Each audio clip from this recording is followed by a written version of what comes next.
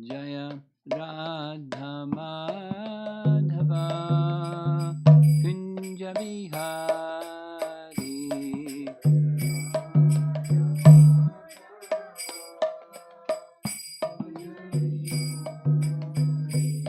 Jaya Radha Madhava Kunja Bihari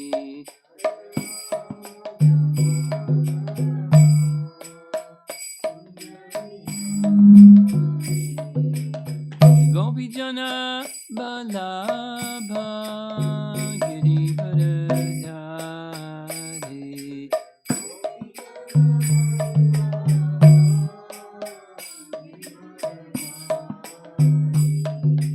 Gopijana Balabha Girivardhari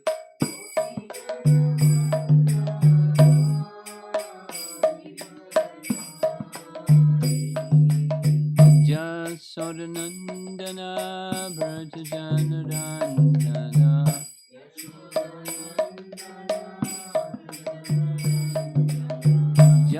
Jasodanandana Brajajanarandana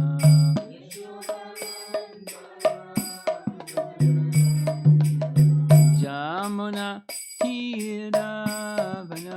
Tiravanachari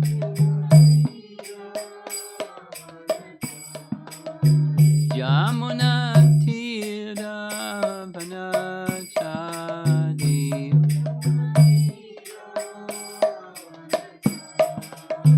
Jaya Radha Madhava Kunja Bihari Madhava Kunja Bihari Jaya Radha Madhava Kunja Bihari Madhava Kunja Bihari Gopijana Balabha Girivardhari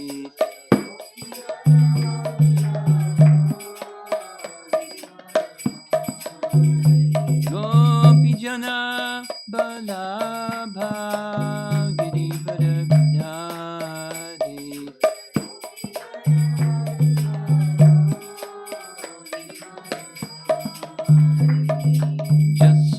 Jasodanandana Brajajanarandana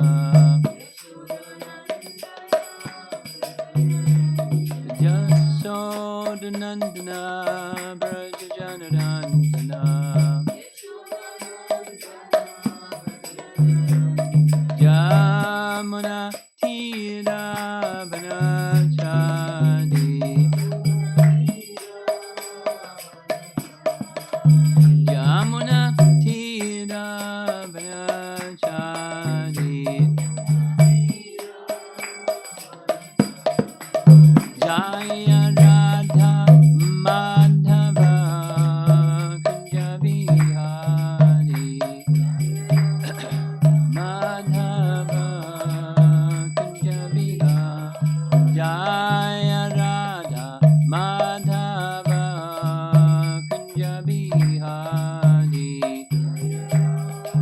Madhava Kunja Bihari Jayo Vishnupad Paramahamsa Parividagacharya Astatara Srimad His Divine Grace A.C. Bhaktivedanta Swami Srila Prabhupada Ki Gaur Premanandi.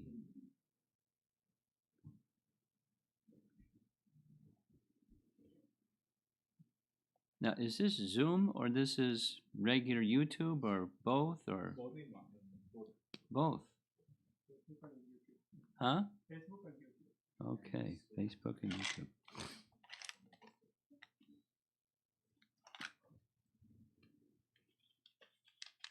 Okay, is there somebody that needs some review, like to get up to speed where we are with text number 36 from Brahma's prayers?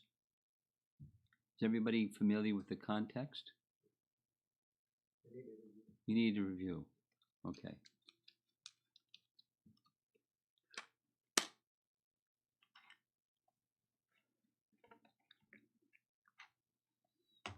This section covers chapters 13 and chapter 14.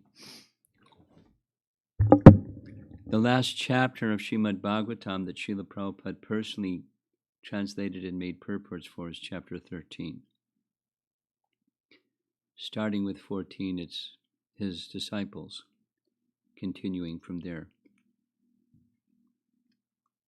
Chapter 13 has 3 parts. The boys going off to herd the cows, or calves, because they're very young. And then the incident of killing of Aghasura. And then the third part is Brahma, having seen this, wants to examine or challenge Krishna's limits of Krishna's mystic powers. So he steals the calves and cowherd boys and puts them in a cave, etc. Krishna shows what he shows. He shows the unlimited power and his expanding as identical forms of calves and cowherd boys, forms of Narayan for each one of them, all of the potencies of Narayan, and that's a lot of potencies, for each one of the forms of Narayan, singing their praises, being worshipped by all living entities, and then showing all the universes, plural, and then they all disappear, showing that Krishna is the source of everything. That ends chapter 13. And then the prayers of Brahma, that's just chapter 14. We're up to text 36. It ends with number 40. There's sections. This section, rather than reviewing what all the sections are, this section specifically is, in the words of Vishwanath Chakravarti Thakur, Brahma takes a deep plunge into the ocean of Braja Prem. Starting with verse 31, he is just extolling the unique position of the residents of Vrindavan in some very interesting ways. And the last 2 verses that we discussed, they both resemble places in Srimad Bhagavatam where Uddhava is similarly glorifying the residents of Vrindavan. One of them is where Brahma prays to Krishna to be allowed to become a blade of grass in Vrindavan, so that the dust from the feet of the residents of Vrindavan can be placed upon his head and he can become fortunate. And we discussed that at length. In a later chapter of the 10th canto, chapter 45 or 46, Uddhava speaks similar words. He prays to become a blade of grass so that he can, in Vrindavan, so that he can receive the dust of the feet of the gopis and become blessed. So that both of them are elevating the position of the residents of Vrindavan and the dust from the feet of the residents of Vrindavan as worshipable and the highest thing. And then the next verse, which we discussed yesterday, is asking Krishna, how are you going to repay the residents of Vrindavan? Because you gave eternal association in the spiritual world to Putana simply because she dressed herself like a devotee and did that little service and you gave her a place in the spiritual world, assisting Mother Jasoda eternally. And similarly, her two brothers, Baka and Agasura, were brothers of Putana. And they were just inimical. They didn't do any service. They just were obedient to her. And they got liberation too. So what are you going to do to reciprocate with the residents of Vrindavan? Because for them, everything, it gives a long list of everything, is simply dedicated to you. They have no other shelter, no other meaning, no other purpose, no other anything than you. How are you going to repay them? And you've already given yourself to them, so you can't say, I'll give myself to them, because you've already done it. So now what are you going to do?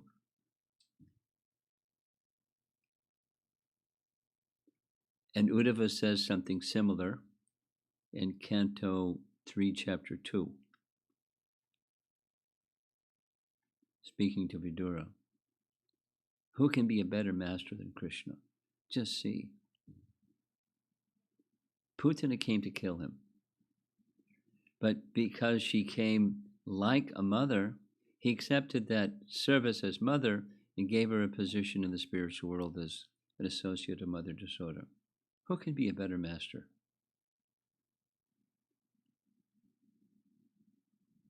So now this evening's verse is the contrast. One of the methods of teaching, there's different methods of teaching. One of them is called compare and contrast. If you want to understand something, you contrast it with something that is different from. So he's contrasting the position of the Brijvasis with people of piety.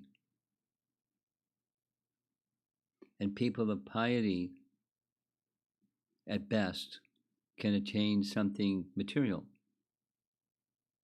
But by that obtaining something material, they're imprisoned. By that something that they obtain, and their sense of piety, their sense of pride in their piety, being the enjoyers of the objects of piety, they're prisoners. They're prisoners in the cycle of birth and death, and they're prisoners in the objects, and they're prisoners in their mood of thinking well about themselves because they're pious. How unfortunate. So he's been describing the good fortune of the Brijvasis and his desire to have their blessings. And by getting their blessings, he knows he'll get Krishna's blessings because they have Krishna's blessings. So it's very simple math. By approaching the servant of the Gopi Bhartur Patakamalayur Das Das Anudas.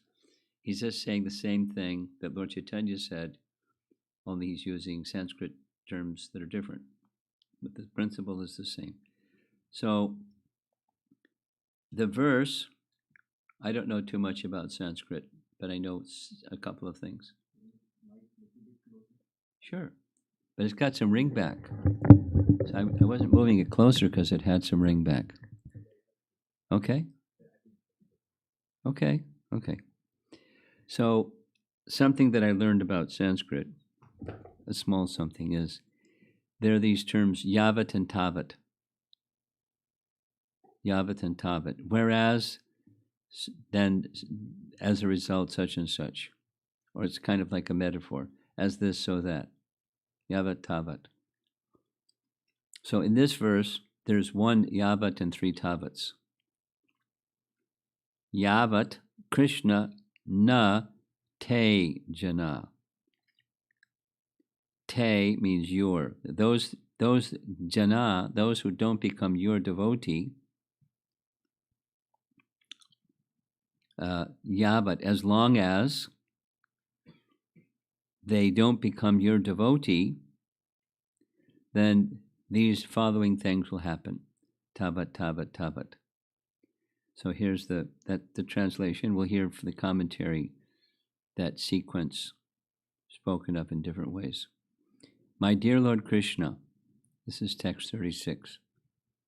Until people become your devotees, their material attachments and desires remain thieves, their homes remain prisons, and their affectionate feelings for their family members remain foot shackles. Whoa, that's pretty heavy, huh? Purport. Apparently, the residents of Vrindavan, the abode of Lord Krishna, are simple householders engaged in ordinary affairs, such as herding cows, cooking, rearing children, and performing religious ceremonies. I mean, they're just like everyday people. However, all these activities are intensely engaged in loving service of Lord Krishna. The residents of Vrindavan perform all activities in pure Krishna consciousness and thus exist on the most exalted platform of liberated life.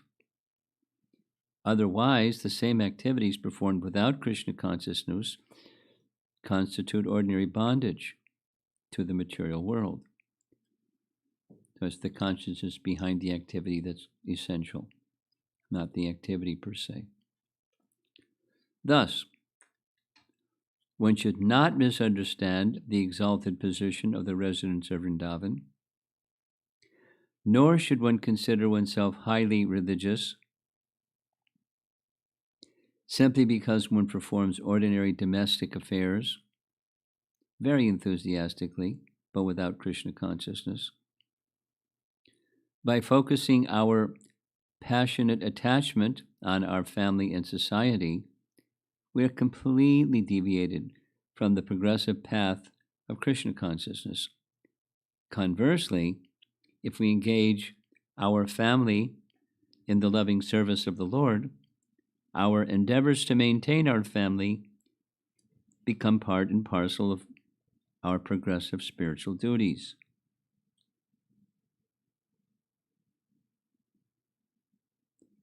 Paragraph. In conclusion, by studying the extraordinary status of the residents of Vrindavan, we can see that the essential quality of their lives is pure Krishna consciousness, the rendering a loving service to the Lord, without a trace of material desire or mental speculation. Such loving service to the original personality of Godhead immediately creates an atmosphere of Sri Vrindavan Dham, the kingdom of God. So,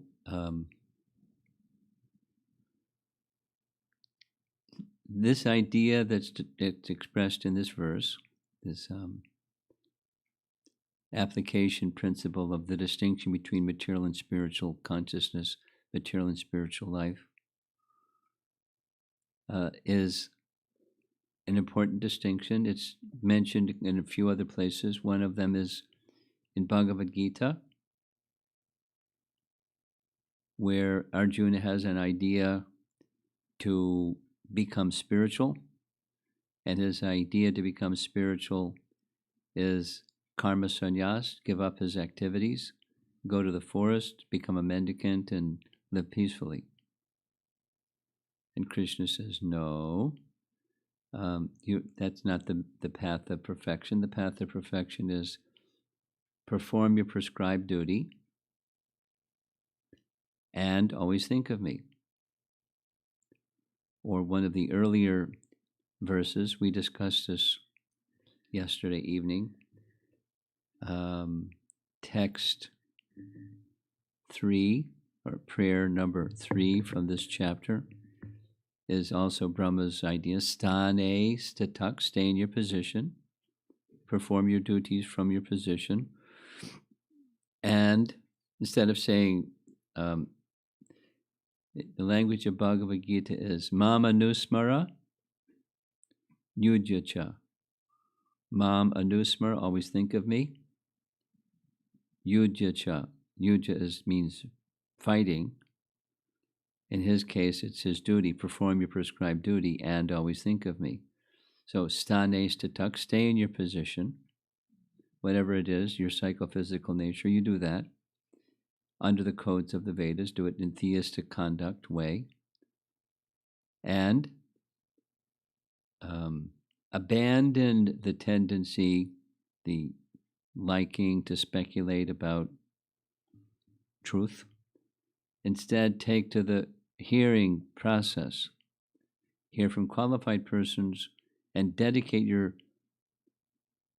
tanuvan manobir, your body, mind, and words, or body, words, and mind, to those instructions, to that sound vibration. Live your life according to that message that you hear, and you'll achieve perfection. That's the path of perfection. So here's the contrast. Those that one may think the Brajbasis, they're worldly people, like we're also worldly people. So what's the big deal? We're also religious, they're also religious. We also take care of our families, they take care of their families. So I'm like them, or they like me. But the world of difference is the consciousness behind their activities. How they always think of Krishna with total attachment. So we're going to hear some more about what that is.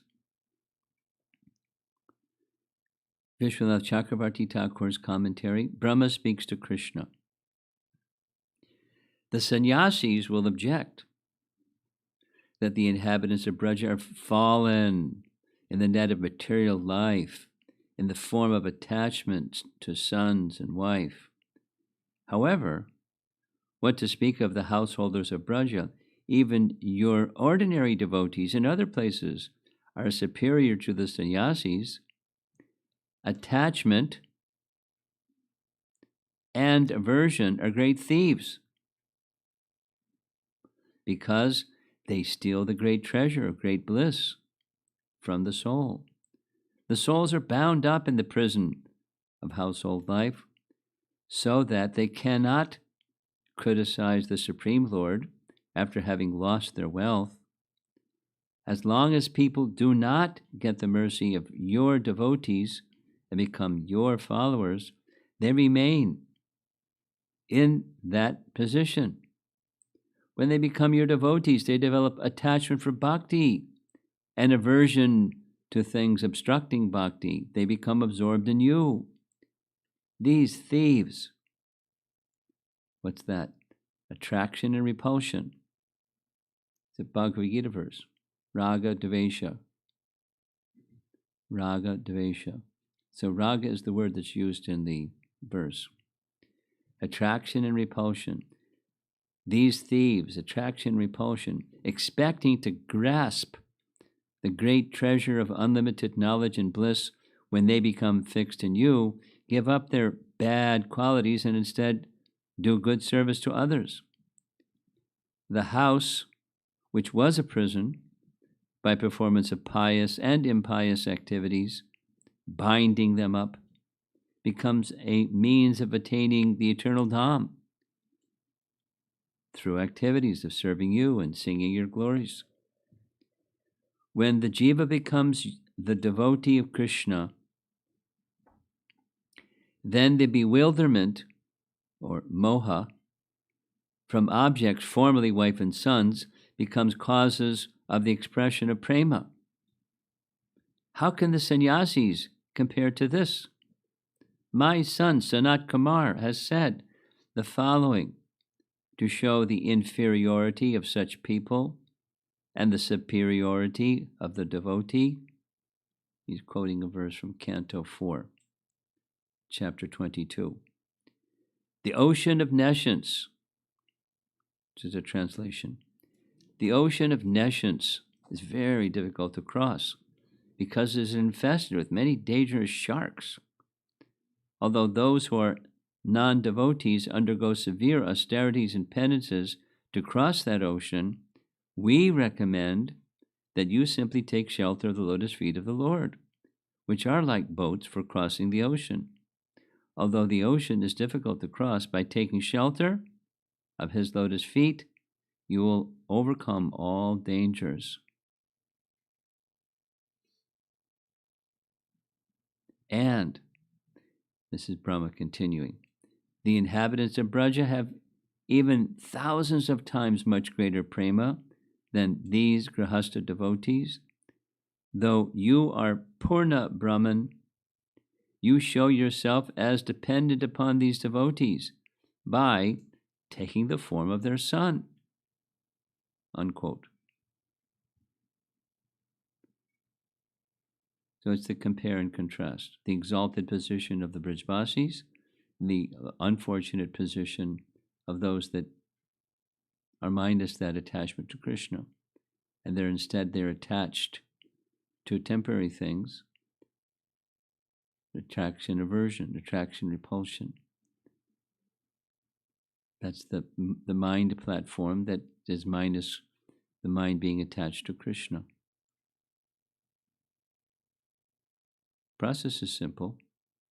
Bring the mind to Krishna. Bring the mind to Krishna. Easier said than done, right? Jiva Goswami, his commentary, Krishna speaks to Brahma.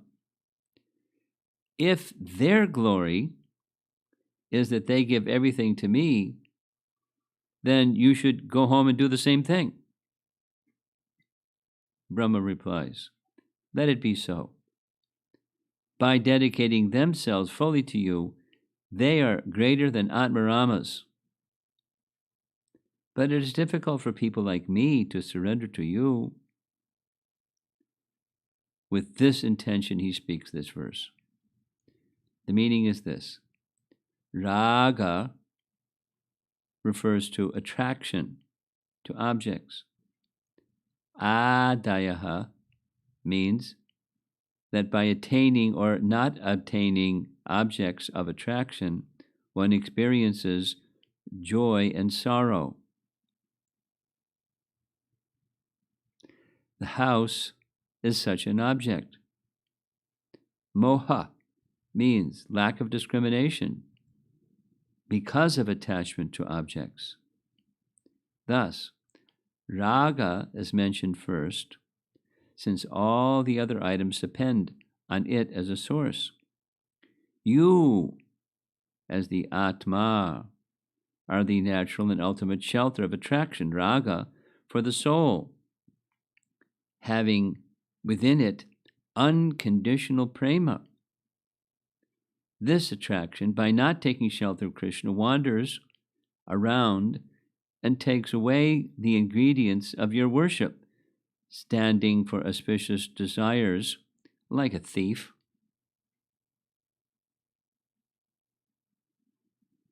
Pious desires, auspicious desires are like thieves.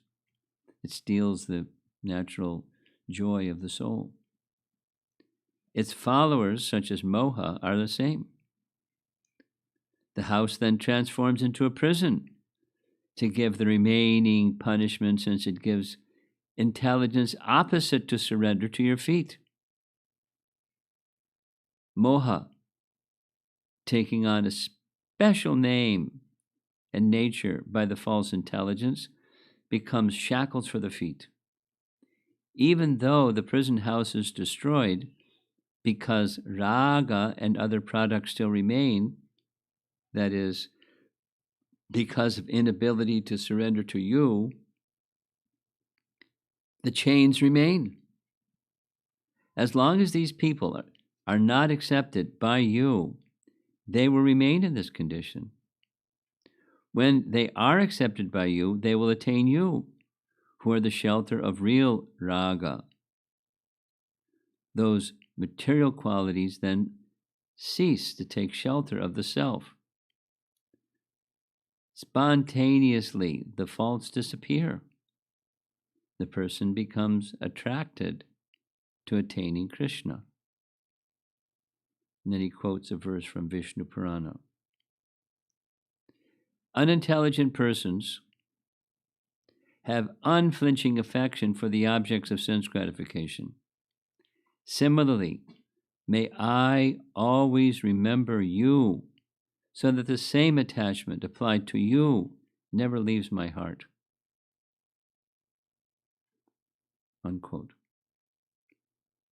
Thus, when the house is offered to you, it is no longer a prison. When moha becomes a part of prema, it is no longer a fault. The people of Vraja are the crest jewels of souls surrendered to you. How can people like me, who touch the dust from their feet, desiring to attain something, attain a position like them? They have raga for you. The places of your pastimes become their prisons when they cannot attain your association. They faint in prema, and this gives them suffering. This happens as long as they do not attain service to you. Though they faint still, since they have surrendered to you, the people of Raja have no fault at all.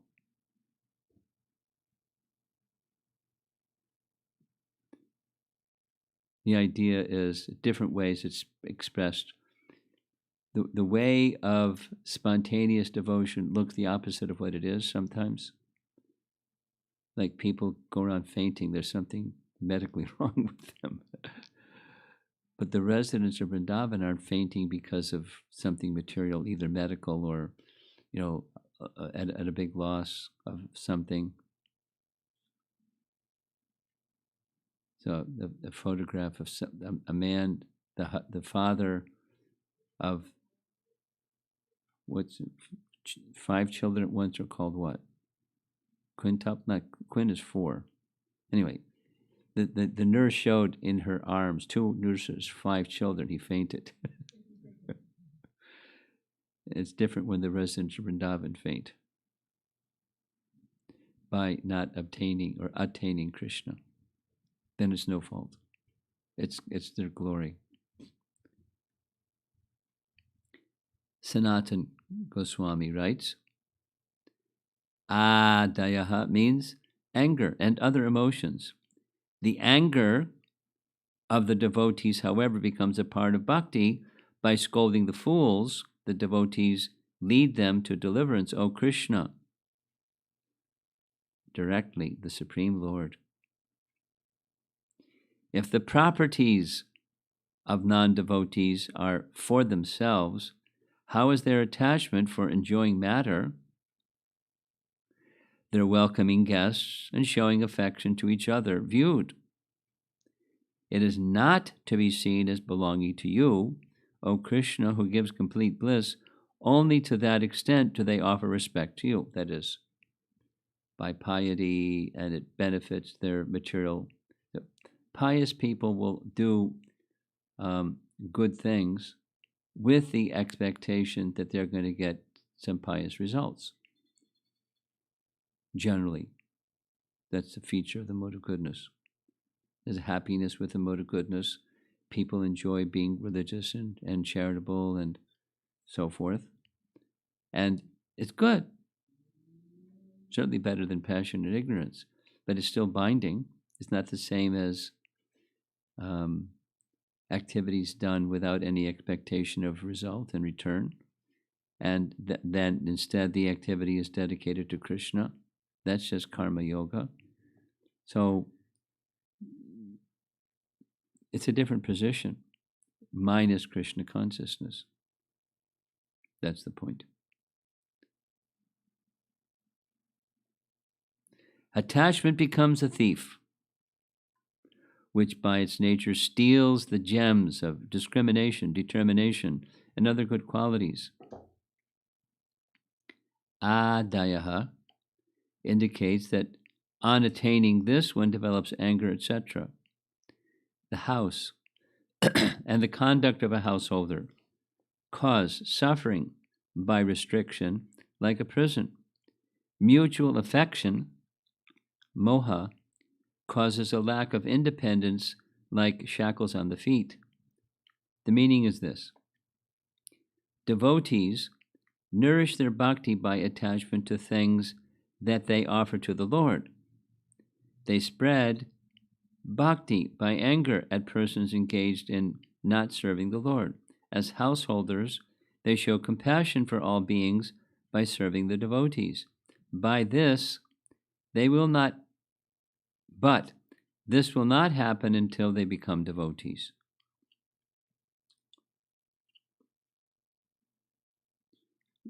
Krishna says, if they serve me constantly, though I cannot reward them, the highest goal, is it wrong? Oh, Krishna, attractor of all hearts, as long as they do not become people of Braja dedicated to your service, dancing and singing with attachment, they will be like thieves, causing disturbance. The house will cause grief like a prison. False affection, even for the devotees, will be chains to the feet, causing lack of independence. That is, doing the behavior without the attachment to Krishna. In this condition, attachment to their bodies or animals is a thief. The house is a prison. Affection for friends is shackles. As long as they do not become like the people of Braja, serving you with dedication. And then here's a little concluding summary.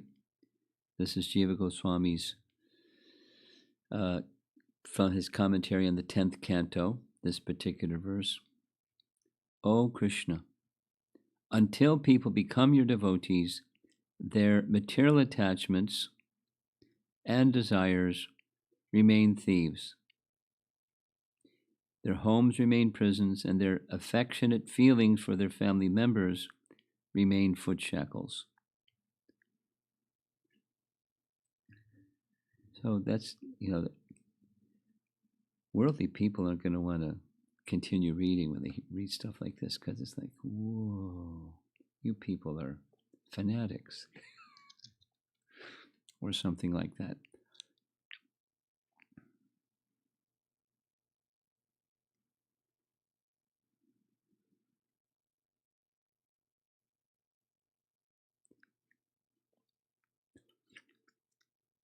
This message is part of a much bigger picture.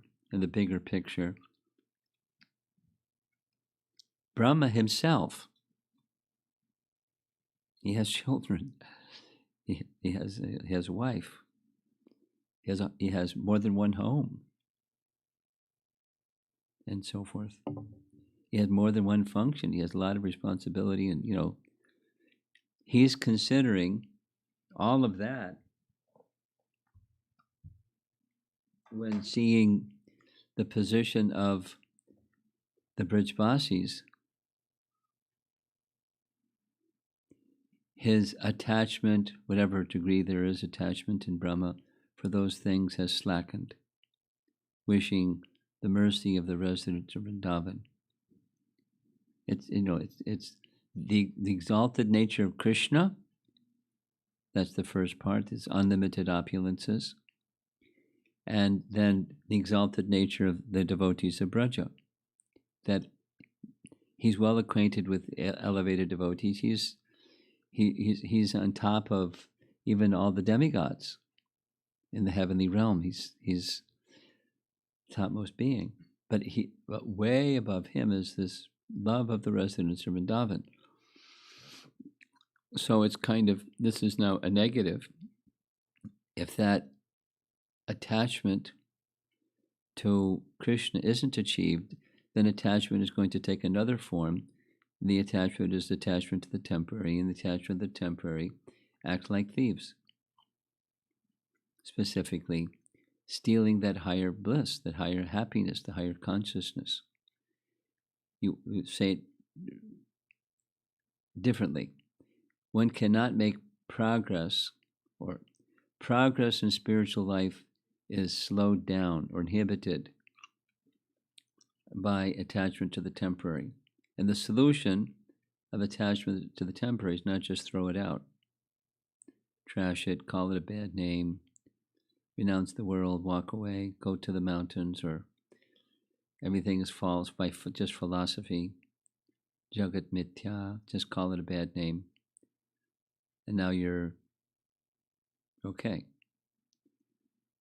But it's that the things aren't the problem. It's the false attachment and false, with that attachment, affection for the temporary.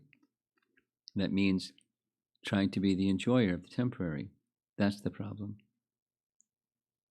So what about the temporary? Well, it should be seen as paraphernalia. We discussed this in some earlier class. Tadangam, remember that? Did you hear that one? A good part of Brahma's prayers, there's a section that's just a restatement and an explanation of the Chaturshloki verses of the Bhagavatam. The Chaturshloki verses of the Bhagavatam are Canto 2, Chapter 9, 33, 4, 5, and 6. The four essential verses that the essence of the whole Bhagavatam. And just before that, text 31, is Vishnu speaks to Brahma, saying, this is all a mystery. You've asked some nice things, but it's all a mystery. And the mystery can be understood by devotional service only, not by philosophical speculation. It's the same message as his prayers. And then he says that one who has that connection with devotional service, they see all things as paraphernalia to be offered to the Supreme. That's this tadangam. Anga means limbs or extensions. So we're using the phrase, over there is a table and chairs, dining room table and chairs. So that's tadangam. And if it's seen as paraphernalia to be used in Krishna service, that's liberating. And if it's seen as this is my object, this is my possession, this is for my family, we're going to go sit down and enjoy whatever, then it's binding.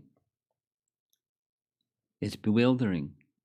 That attachment is misplaced. So it's not, throw out your table and chairs. It's see it in relation to service to Krishna. And so forth. The residents of Vrindavan, they have occupation. It's not our occupation, it's their occupation, but they have an occupation.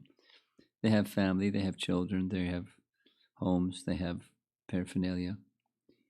And it's only in relation to Krishna that they're engaging with those things. So it's the compare contrast. Without that attachment to Krishna, then there's going to have the other kind of attachment instead. And with the other kind of attachment instead, it's very problematic. And one isn't going to become happy. Prabhupada had a very simple way of saying that this Hare Krishna movie, Swamiji, if everyone became like you, what would it be like? Prabhupada said, everyone will become happy. Just simple. Everyone will become happy. And you unpack it, and it goes to all of this discussion in Canto 10, Chapter 14. Instead of becoming happy, Prabhupada said they're becoming hippies. Then he said there'll be no more hippies, the unhappies. And the reporter said, "What's that? What's your understanding of a hippie?" And Prabhupada rolled his head back and said, "You know better than I do." Something wonderful.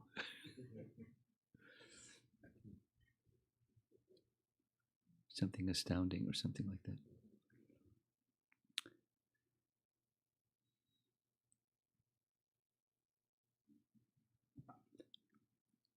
Chant and be happy. Just like super simple. And then you unpack it, and you get the Srimad Bhagavatam.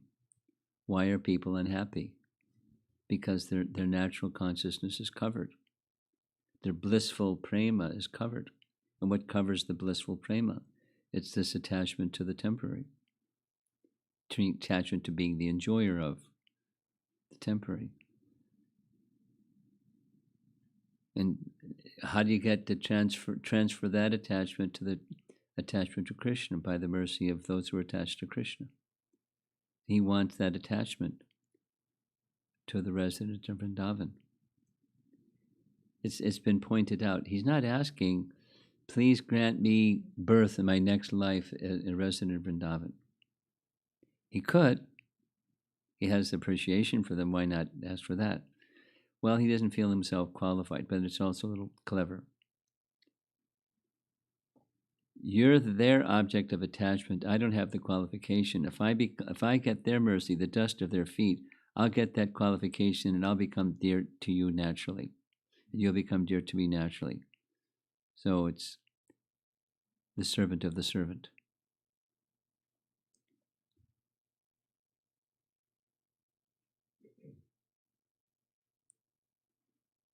With the mood of humility. So it's intelligent. It's not just low self-esteem. It's intelligent. He's very intelligent, Brahma. He's the most intelligent being in the universe. More intelligent than anybody. What anybody could do what Brahma did, or 500,000 anybody's. Most brilliant people of all, they invent a light bulb, and they're celebrity for hundreds of years, or whatever.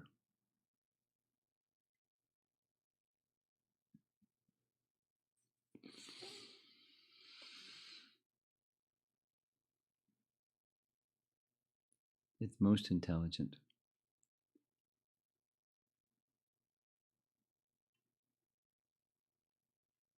So let's see if there's some discussion. We have just 4 more verses, and then the bell rings. We're going to change to another subject.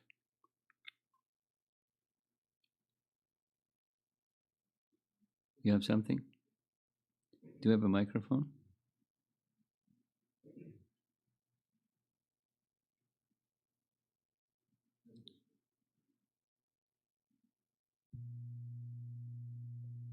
Hare Krishna. Guru Maharaj. Probably I have to move.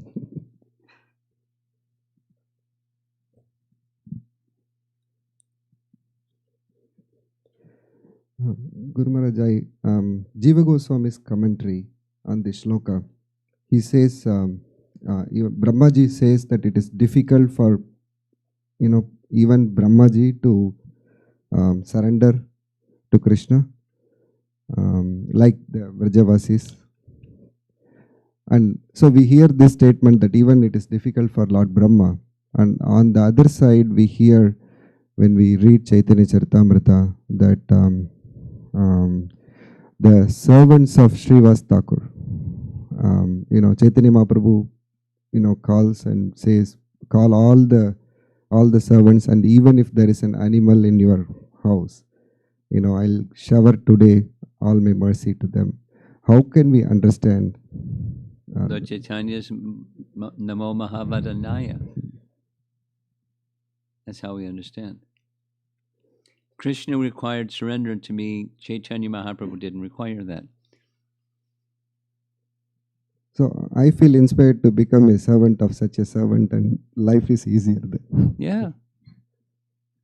Well, the goal is not to make life easy. The goal is to make life the servant of such exalted persons. So that was my second question, Guru Maharaj. What it is to be a servant of a servant? What does it take? So, how do we prepare ourselves? Yes. How should we act? How should we prepare? Well, what should be our consciousness?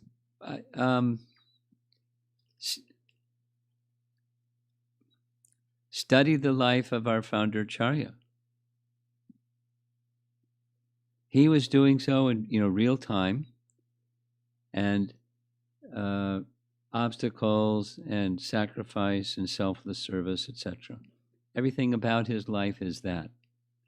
And just by hearing about, he's contemporary, he's proximate.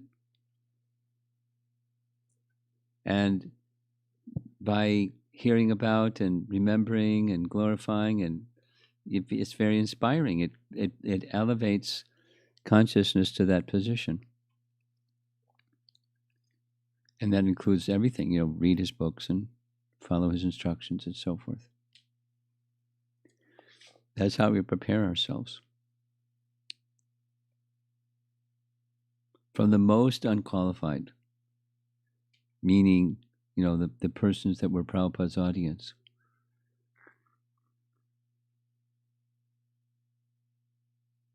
The Lower East Side fellows. And then everybody.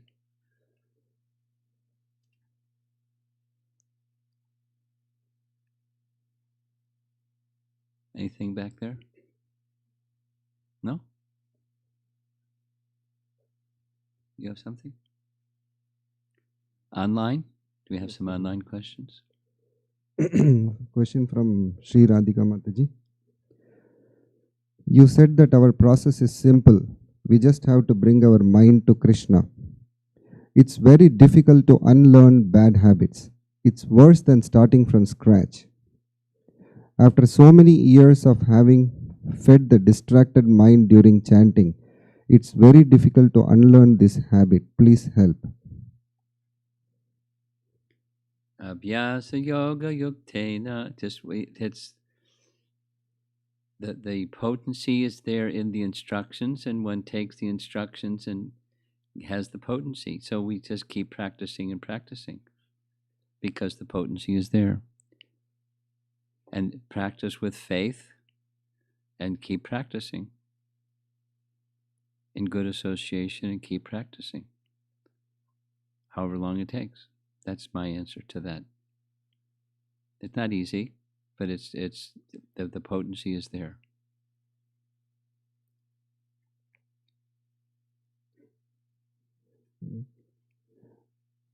Atulya Mataji, daughter's Radha's question. Radha, okay.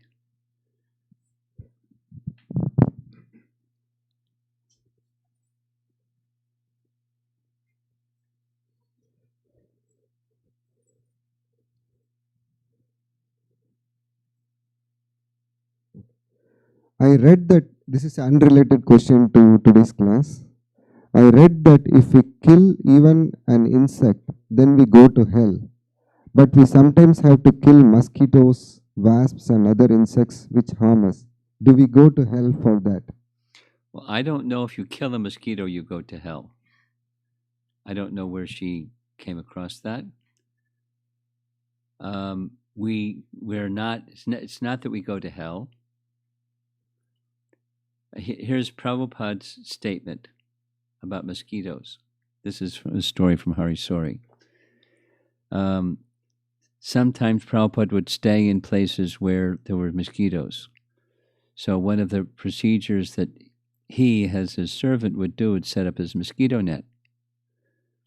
And then he would ask Prabhupada, what about the mosquitoes that are inside the mosquito net?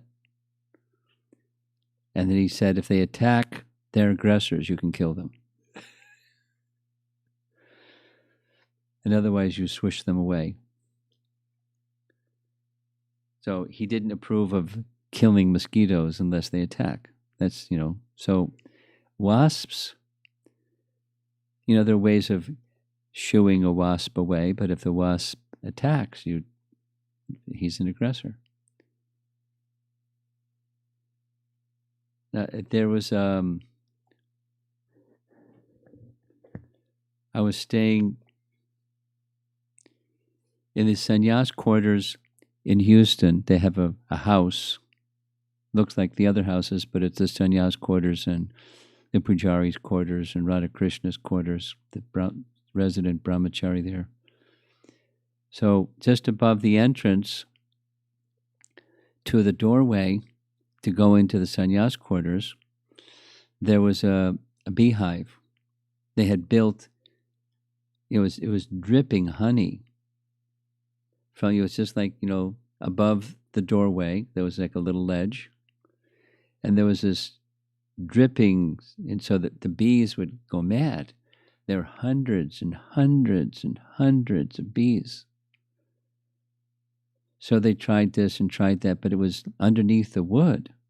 So they had to pull out the wood and take out the honeycomb, and then many of the bees left, but there were still a lot of bees, and so they had to, because it was dangerous, they got an exterminator. And, the sannyasis couldn't use the sannyas quarters for a while because it was dangerous. But, that was the last ditch. So one of the best things to do is, we're here in the West. We have windows and screens and all kinds of things, and in other climates in other countries, like in India, they don't have all that. So the insects come indoors. So we don't. Prabhupada told the story about he had an uncle who was a cloth merchant. So she's speaking mosquitoes and wasps. I'm going to speak about rats. As a cloth merchant, rather than like get a rat exterminator, over besides where the pile of cloth was, he put some milk or some edibles for the rats. So the rats would come and eat that, and they wouldn't eat the cloth. And Prabhupada thought my uncle is very smart. A few rupees worth of something over there instead of losing all his cloth. And at the same time, he's feeding rats. Is that what we're supposed to do? Is feed rats? Well, if you're a cloth merchant, that's one way you can protect them, or you can not exterminate them. So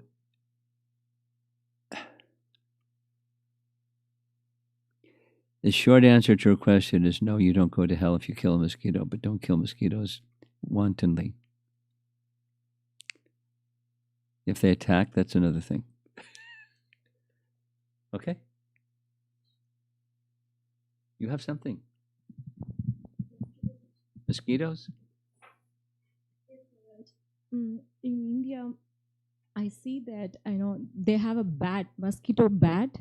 They have it, and then they go around the house, and they just use the mat. The through the mat, the mosquito will die. So is that also karma? Using that, voluntary killing because mosquito will attack. I don't know. In America, there's this thing, a fly, this thing that goes like that, and it catches flies. It's just sticky, and the flies land on it, and they get stuck. Is that the same? No, that is a electric bat. They take it, inside. A stick? A bat? Yeah. They go like this, and then the mosquito catches on that, and there's a spark that comes in. Oh, Electric one. electric one. Yeah, it's like a. Okay, I got it. It sounds like it. But what are you going to do? Put screens up. That's what you do. Then it keeps them out. So we don't need to go voluntarily do that. Only the attacks as we can. Yeah, just do the protection program. Keep the intruders out. The same thing with the snake and the scorpions too, because many times the backyard, sometimes scorpions live there, or Scorpions and poisonous snakes are different. even if we see them. You know that story, don't you? Okay, it's in Prahlad's prayers, so different.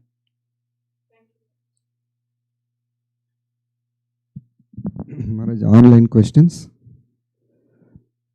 What is the difference between spontaneous love of Vrajavasis and the love of Krishna at Prema Bhakti stage? Prema Bhakti. At that stage. What is the difference between the Prema Bhakti stage of... It's just a different way of describing the same thing.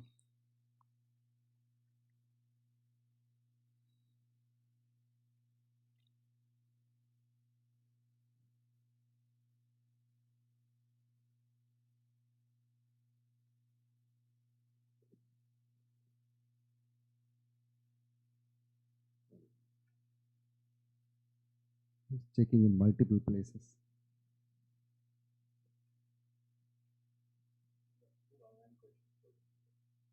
Yes. Hare Krishna Maharaj, I would like to know more about pious activities. At what point pious activities becomes devotional service? I am asking because at my status, those activities are not unalloyed. Well, that's the same for most of us. Mixed devotional service is the platform for most of us. Pious simply means mode of goodness or prescribed by Scripture. Prescribed by Scripture is pious. And devotional is the prescribed activities are done for the pleasure of Krishna. So that's the distinction. And so in response to the question, we're all largely in this mixed position, trying to go to the unmixed. So what makes it unmixed is the hearing and chanting process, and then the dedication of ourselves to the hearing and chanting activities, because that cleanses the mix.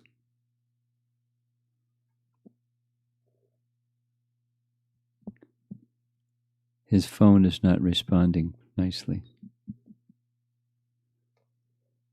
Question from Amara Mataji. Hare Krishna Guru Maharaj. How do we differentiate between contentment, mercy from Krishna, Krishna consciousness, and material complacency? Contentment. Between contentment, mercy from Krishna consciousness, and material complacency.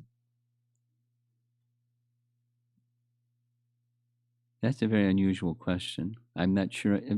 So, material complacency sounds like the mode of ignorance. Material complacency is, lazy. Material complacency. Whatever. And contentment, that can be material or spiritual. Contentment could be spiritual. That is, whatever Krishna arranges, that's fine with me. And the contentment could also be complacency. I'm lazy and I can make an endeavor to do something because I'm just going to wait for whatever Krishna does. So that's, anyway, she needs to reword the question more carefully and think it through more carefully, because it's too broad and not so clear. Next question. Often I find my spiritual practice being routine and not very inspired. How do I make it not routine and more inspired? It's from Radha Kunja Bihari Prabhu. This is a standard classic question. How do you go from mechanical to devotional?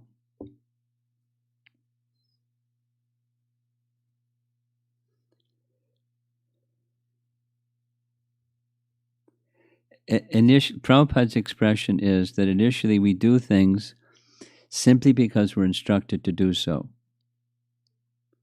We understand by brushing my teeth, it's oral hygiene, it's good for me, whether I like to brush my teeth or not. I brush my teeth. It's good for me. So mode of goodness is I do something because it's good for me. And that's mode of goodness. So then it becomes maybe just a little mechanical. Then the devotional is, what's the purpose for which I want to even become, mode of goodness? Because it's good for me.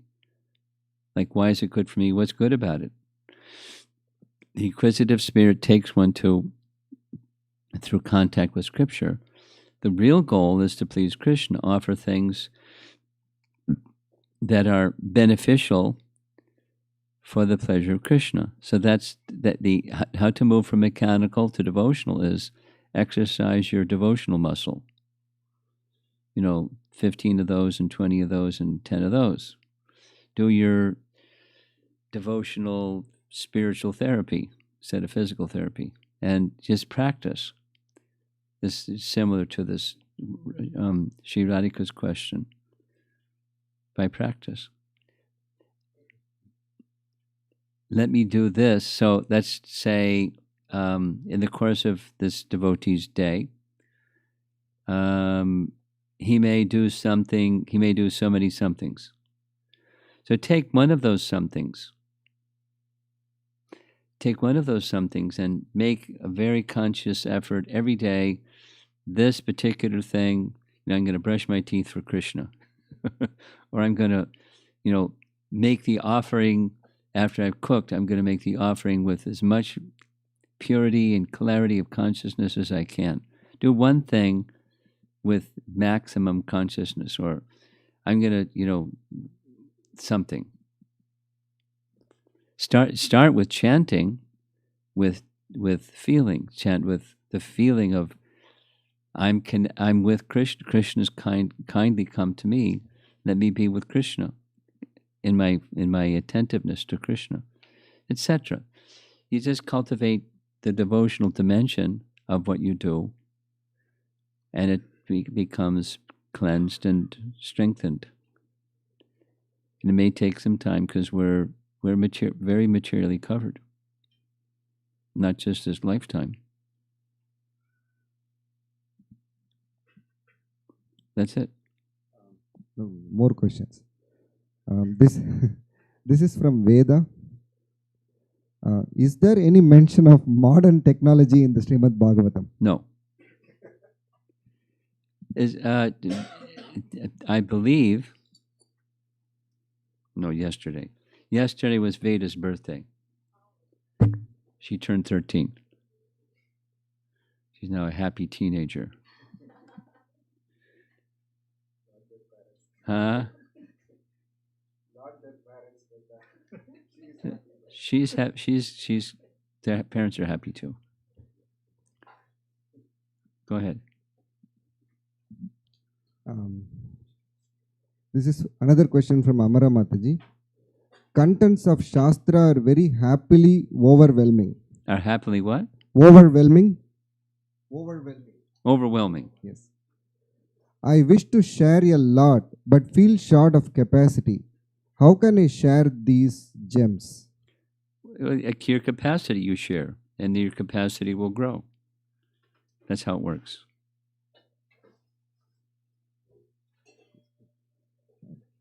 I have a question from morning Srimad Bhagavatam class. So one of the questions was asked regarding Krishna appears once in a day of Brahma. Krishna in Vrindavan. Krishna appears in the other 999 cycles of the yugas, but he doesn't go to Vrindavan. Yes, I heard your answer. That's where my question comes from. So that means no Vraja Leela? That's right.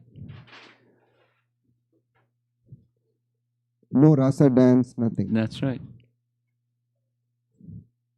So what will happen? What happens when Krishna goes to Vrindavan? He doesn't. He doesn't go. Okay. And I also heard Guru Maharaj that... as far as I know, I've not heard detailed descriptions of what I just said, but that's it's Vasudeva Krishna form, Krishna, and he does what he does.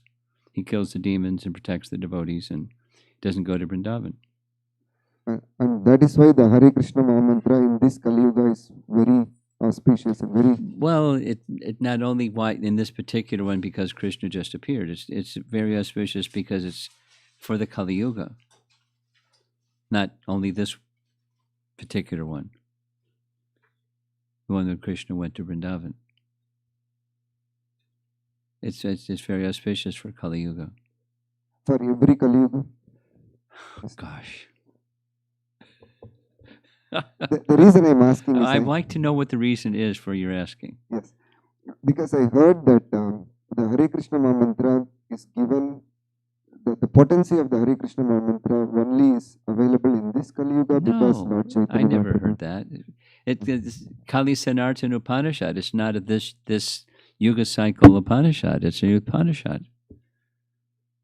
So, I don't know where you heard it, but it's not scriptural, to my knowledge. And it does have the potency in every Kali Yuga to give... You're asking the same question in another way, the same answer to the same question asked in a different way.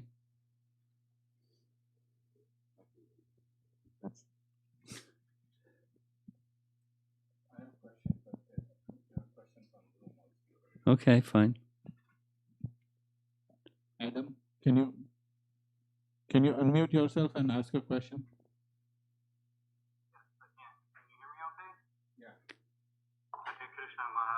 Hare Krishna. Pertaining to this lesson, I was curious. During this stay-at-home order, many of us are using this time to do home improvement.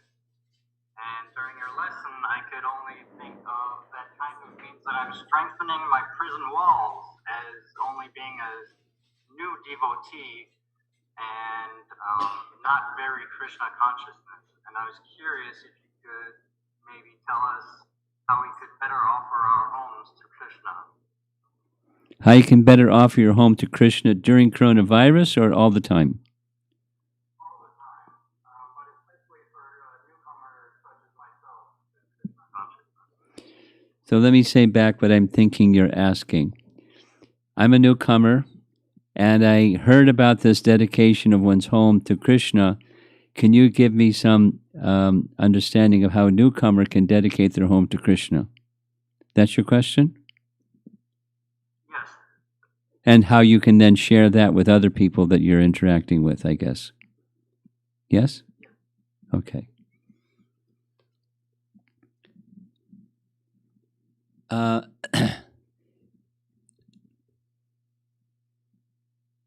Are you familiar with Sri Ishopanishad? Have you heard of it? And maybe even have you read it? Okay. Sri Ishopanishad. Now you've heard of it. It's one of the 4 essential texts that Prabhupada wanted all the devotees to become familiar with for their Bhakti Shastri certificate. And Pratibha is teaching it, I believe, along with the other 3. So Sri Ishopanishad has, as its essence, it's about proprietorship. And proprietorship has everything to do with where does the source of things come from. So the invocation of Ishopanishad is the absolute truth is the source of everything, and that absolute truth is, of course, Krishna. So everything is his property because it comes from him. And then the first verse says, you are entitled to accept as your quota that which is the property of Krishna, the source of everything, and use it in his service, and don't accept other things, knowing that it belongs to Krishna. So now to your question, here's your home. That's it. You may own it, or you may be a renter, and someone else is the proprietor. But let's just keep it simple and say it's your home. But ultimately, it's not your home. It's Krishna's home.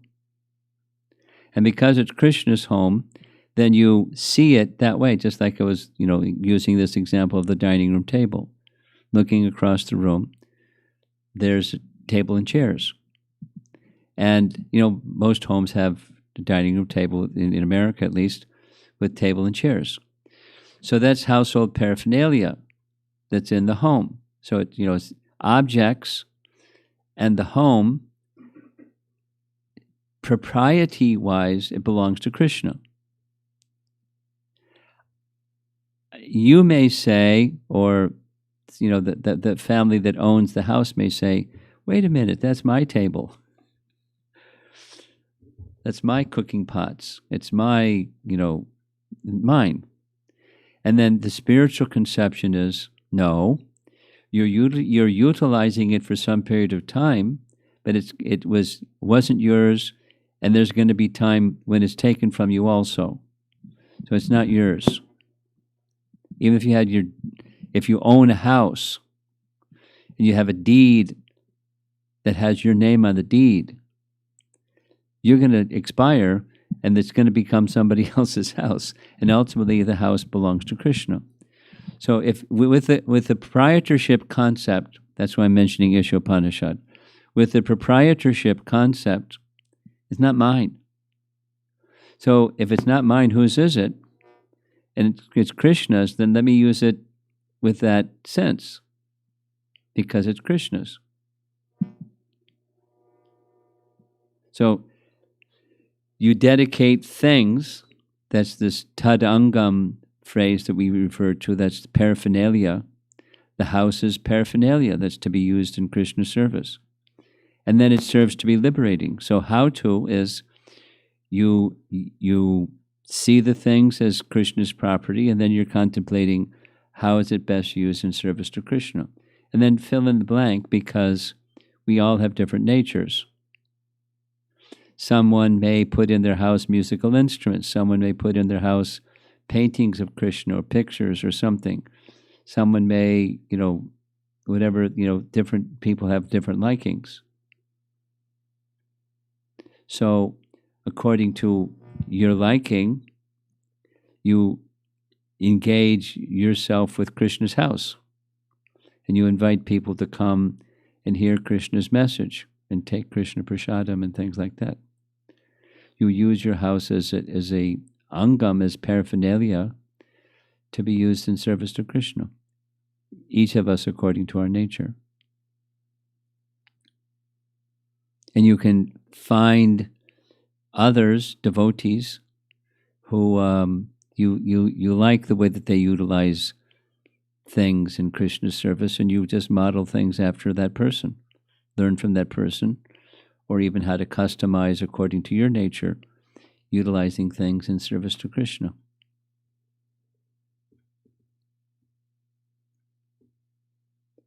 The root of it is proprietorship. And there's a very strong material sense of I'm the proprietor, mine. And that's rooted in the bodily conception of self, I and mine. So the spiritual conception is I'm not this body, and the paraphernalia is not mine. I'm the soul, and the paraphernalia is Krishna's, meant for his service. The best way to move to that position is the spiritual conception of proprietorship. And that's resting on the self-conception, the spiritual self-conception. Okay?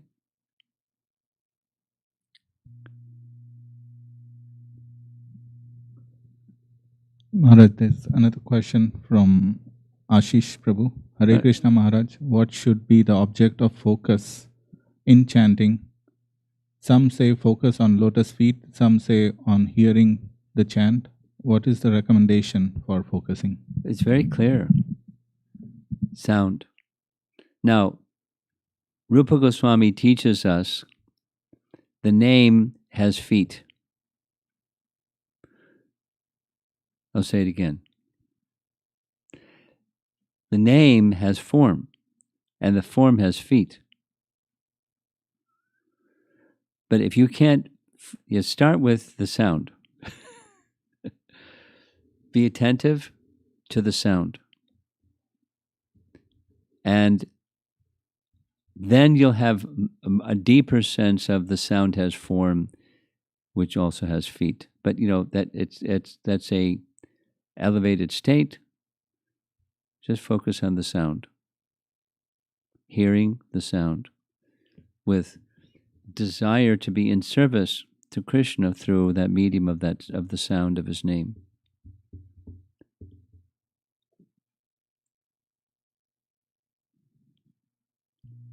I had a couple of questions.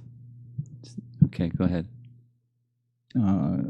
Following up on Vibhu Chaitanya Prabhu's question, and I heard your answer morning class, and Balram Prasad Prabhu's question also about Krishna appearing. Krishna appears only one day in Brahma's life. No, sorry, once in Brahma's life among all the. No. Every day of Brahma has 1,000 yuga cycles. Yes. He appears once in one of those yuga cycles out of 1,000. Yes, and the question was whether this is the Manvantara or this is the Mahayuga, or this is when he appeared. No, his question was, there was reference, Jiva Goswami made reference to something from Vishnu Purana, where it spoke a little different than the cowherd men went to Nanda Maharaj In Vishnu Purana, it says the cowherd men also went to Krishna and asked Krishna, "Who are you?" And Jiva Goswami indicates this is another yuga cycle in which Krishna appears. Another day of Brahma in which, another kalpa is the word that he uses, in which Krishna appears. And every day of Brahma, there's 1,000. So his question was that, was that appearance of Krishna in a different day of Brahma, was it our Brahma or some other universe? Because Krishna has pastimes in every universe. He gets, from here to there to there. So does that take care of your question? Yes, but Krishna Speak into the microphone. Krishna appearing once In a day of Brahma. in a day of Brahma, and that day or that Mahayuga is this one. You say Mahayuga. The once in the day of Brahma is this one, yes. Yeah. Okay. Yes. My second question is, you talked about Brahma getting pride. We also. I didn't speak of Brahma getting pride. Indra got pride. Brahma was curious. Okay. Different. But the question still is there. So we also, like, particularly me, I can see that when we do services, pride comes. Yep. And with some success or whatever. Yes, it's part of our contamination. So how should we continue doing the services while contemplating on trying to improve? Or yes, the service is the means of cleansing. Not stopping service is the means of cleansing.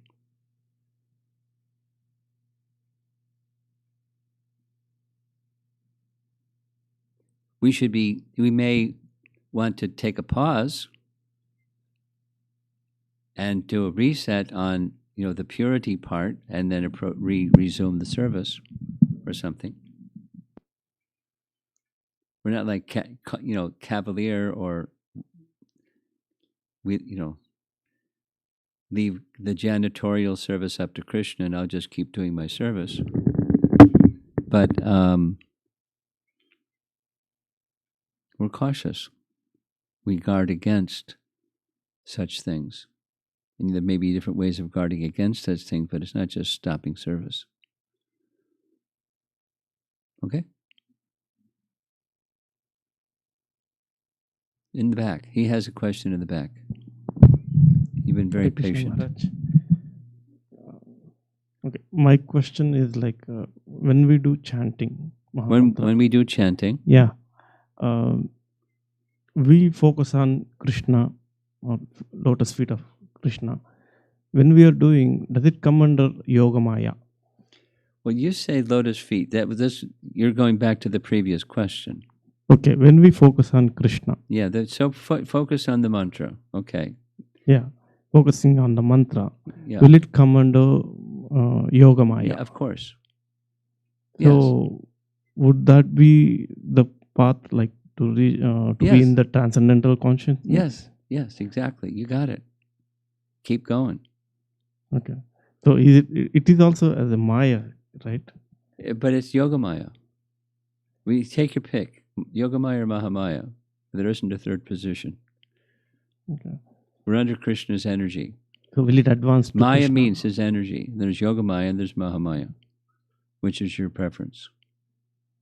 Well, sometimes this one and sometimes that one. We're mixed. But we're under his potencies, for sure. And the submission to the Mahamantra, that's the Yoga Maya, that's the internal potency, for sure. Okay? Yeah.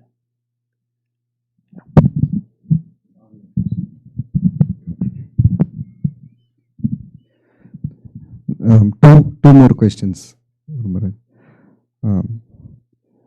Attachment to temporary is binding, and attachment to Krishna is liberating. More than liberating. Yeah, go ahead. Vyasdev, as being Shaktyavesh avatar of Krishna, was also being influenced by modes of material nature as Hold the microphone a little further away. Okay. Thanks. Um, Vyasadeva was doing what? Vyasdev, he was Shaktyavesh avatar. Was he also being influenced by modes of material nature as he lamented so much when Shukadev Goswami left the house? Does modes of material nature affect every human being till one becomes a pure devotee? Well, he is a pure devotee, and his lamentation for the spiritual object is not material lamentation.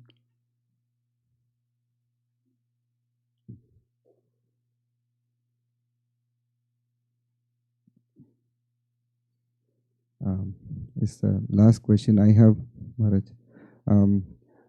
Hare Krishna Maharaj, please enlighten us why Srila Prabhupada did not comment on chapter 14.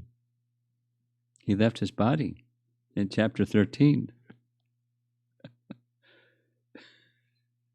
That's why he wrote the Krishna book in the beginning, right? Yes, because he didn't know if he would get to finish the entire 10th canto. And again, take a look at this Hare Krishna film, and there's footage of Prabhupada in his skin and bones condition speaking Srimad Bhagavatam purport with such clarity. Read chapter 13 purports, and it's just astounding.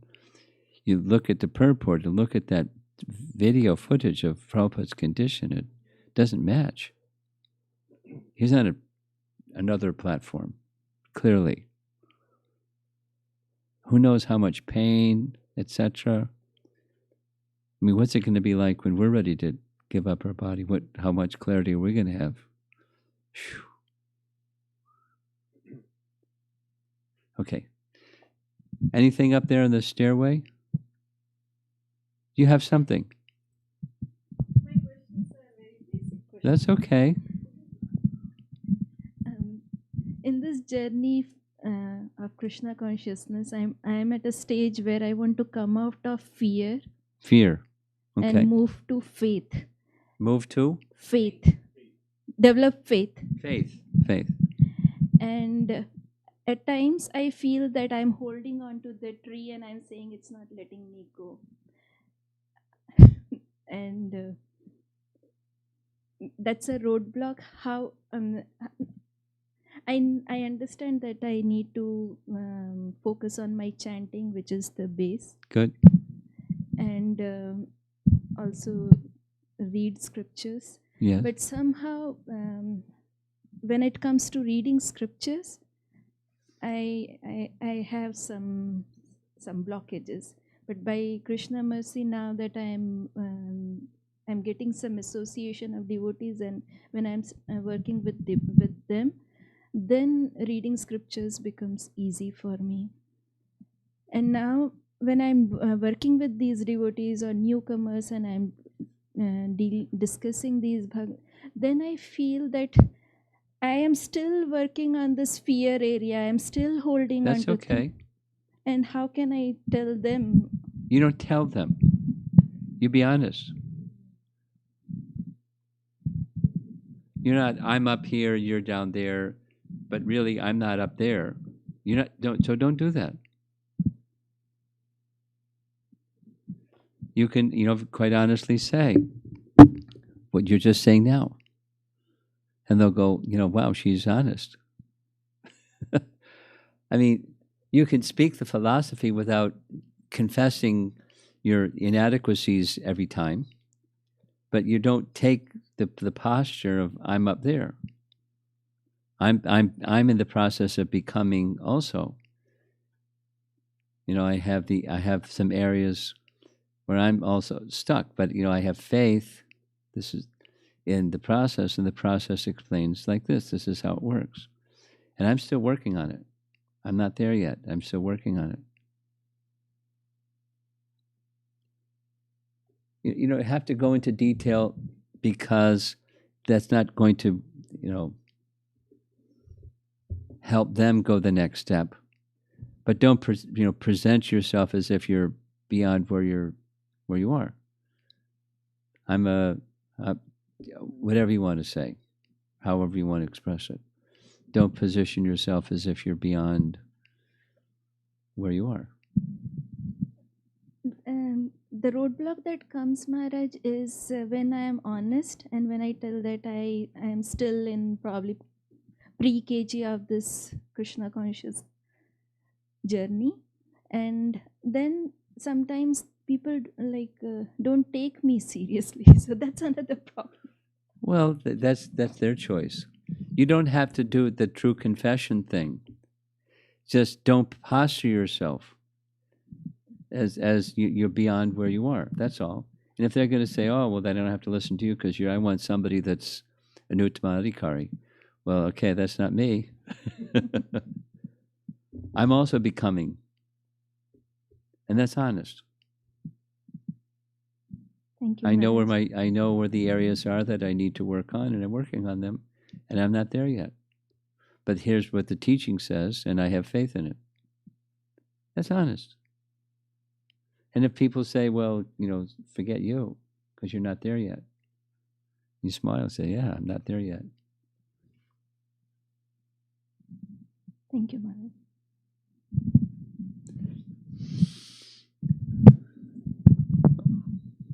Something? No. Okay. Prabhupada ki